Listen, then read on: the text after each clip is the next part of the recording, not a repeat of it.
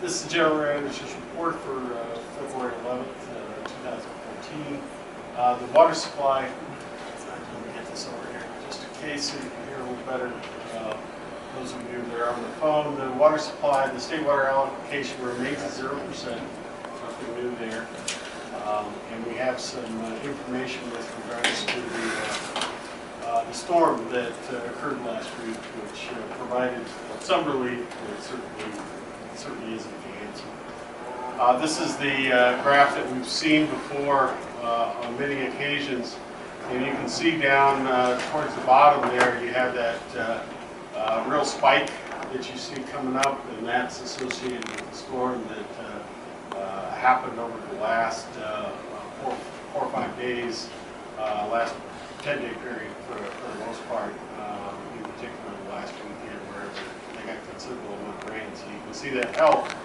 I did some rough calculations. If we take an average March and April,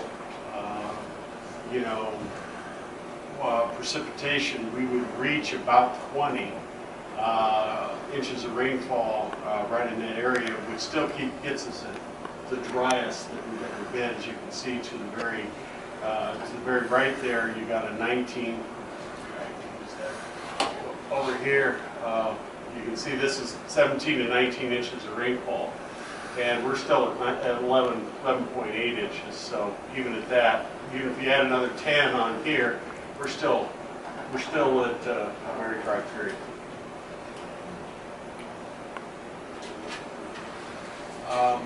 Once again, here you can see this is the north, the central, and the south. This is the snowfall as measured as wet water.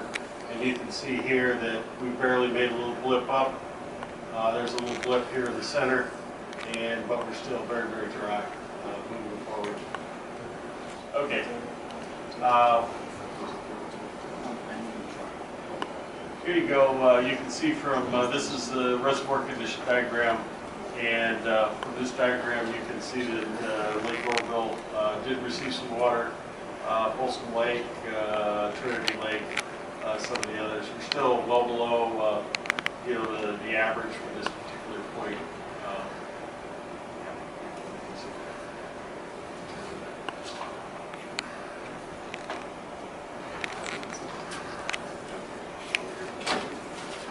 Okay.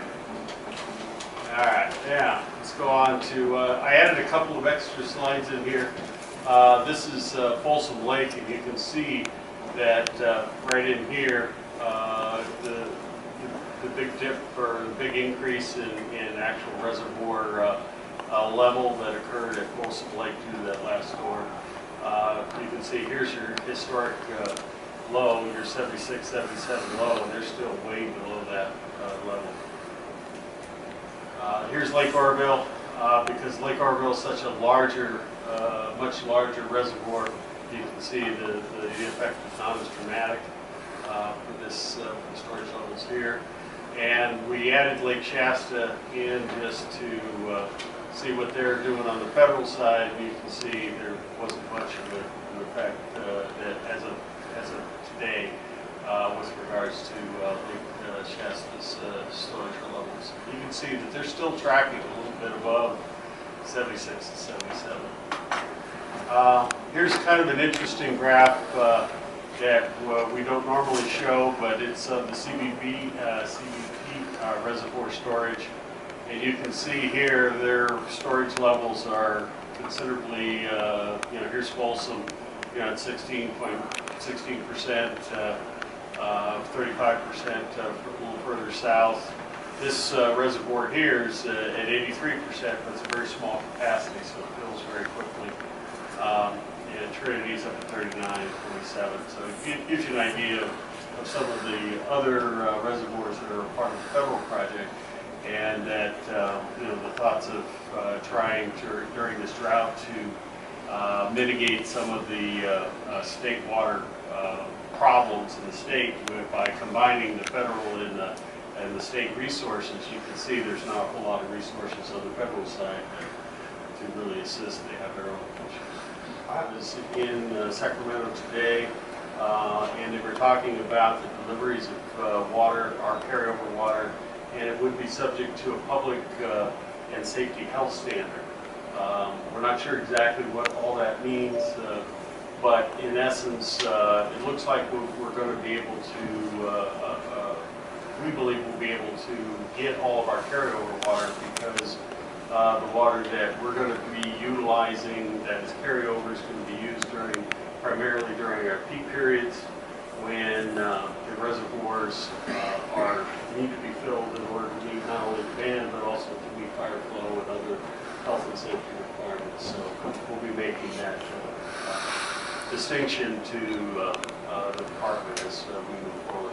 Dan, I got a question.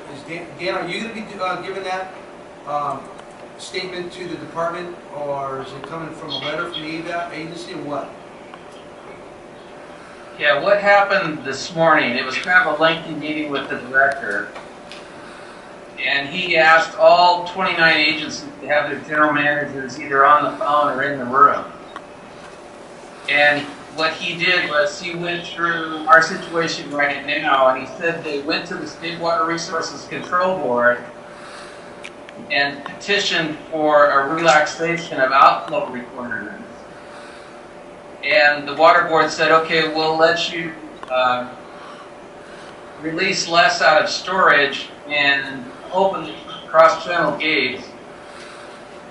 But in response, they said, well, we only want you to pump health and safety. And so then they said, well, how would you define health and safety? And that's what the director wanted to talk to us about, is how we would define health and safety. The water board is probably looking for a specific number, like 1,500 CFS. Right. And so we're working on how we would define that, because we want to move carefully, because we don't want the health and safety police out checking everybody to see if they're, in fact, conserving and only delivering for health and safety. So it's going to be an ongoing conversation, I think. Dan. He did, as Dwayne said, he said we can still deliver carryover, but I'll tell you, they have 200,000 acre feet that they have not moved south of the delta yet. But Dan, So that's still water that they, in the next month. Yes. I have a question. Okay, I understand the public health and safety, but there's also another dilemma. We're in the middle of a groundwater adjudication. We have basins right here, sub-basins right here, where the most heaviest pumping would take place. That could cause massive subsidence. That needs to be brought to their attention, because it's more out of the 29 contractors, we probably have the most unique situation up and beyond the public health and safety. Excellent point, and I think that's why the water board didn't define it in hard terms, and they kind of turned to the contractors and said, how would you define health and safety, and what number is that? We do have 2 extraction wells that are online producing 2 million gallons a day. Most of that water is, we're still in testing procedures, moving forward with that. It's going through into the North Feeder to meet the demand on the North Feeder, and also for water quality reasons. We anticipate 2 additional extraction wells coming online by the end of February. That's our goal. The balance of the extraction wells to be completed in early April, and that should be timed perfectly to provide some peak pumping capacity for our customers to help them out. Also, work continues on the Ritter-Gody egg wells, getting those up to shape and up to speed so we can utilize those during this year. And obviously there's no current flood making. Are we running the plant also, or just all those 2 wells? We ran the plant for the last day just to get, we drained the west feeder just to get rid of that water, but otherwise we're opening the treatment plants off. We're just using strictly the water from the EW wells. And that is a great segue to move us into the planned operations report. Although you can't see it there, it says Quartz Hill is off/on. In essence, we had the Quartz Hill off for quite a few days in this last week, and we just began to turn it back on to meet some of our customer demands. Rosamond is also off, East Side's off, and Acton is off. This is in response to Waterworks 40 utilizing as much groundwater as they can. That saves some of our canal water, essentially, for the peak periods we're going to need the most. They're going to need the most. And by the way, we really do appreciate cooperation from our customers like Valley County Waterworks. So we're meeting monthly with Waterworks 40, and we'll continue to work with them to try and maximize the amount of water resources that we have available. In addition, we're taking advantage of some of these opportunities here to do some maintenance work, both on the Leona Valley feeder, Quartz Hill treatment plant here, and then next week we're going to be working on the West feeder, doing some maintenance work while these facilities are there. Remember, results are in. You can see there that Leona Valley, Quartz Hill, we had 34. Air Force Base, off of Rosamond, water treatment plant was 45, Warren was 49, that's our largest. East Side, we were at 28 and 17, and up in Acton, in the ranges of 25. Our goal is 64 parts per billion, and 80 is the level that's necessary. We also received a compliance letter from the Public Health Department with regards to our Doty extraction wells. So we're good. Two Doty wells? Four. Very good. Congratulations.